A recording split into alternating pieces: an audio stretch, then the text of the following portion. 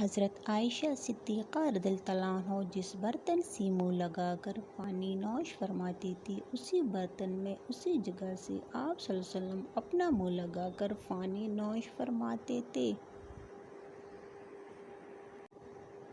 جہاں نماز پڑھو اسی جگہ تھوڑی بیٹھ جاؤ تاکہ بدن کے تمام حصوں میں سکون پیدا ہو جائے،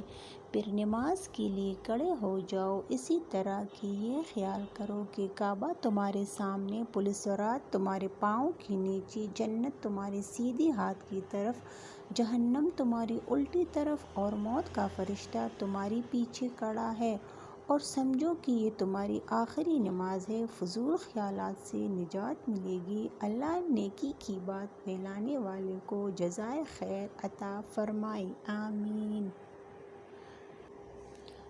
اگر خوشی چاہتے ہو تو وقت پر عبادت کرو، اگر چہرے کو پر رونق بنانا چاہتے ہو تو تہجد نماز پڑھو، اگر سکون چاہتے ہو تو قرآن پڑھو، اگر صحت چاہتے ہو تو روزہ رکھو، اگر مصیبتوں کا حل چاہتے ہو تو استغفار کرو،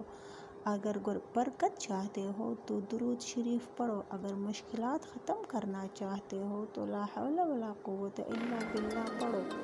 اگر غموں سے نجات چاہتے ہو تو دعا مانگو، اگر بغیر تھکاوٹ میں نیکیاں چاہتے ہو تو آگے شیئر کرو، اور سمجھو تمہارے اور تمہارے والدین کے لیے صدقہ ہے۔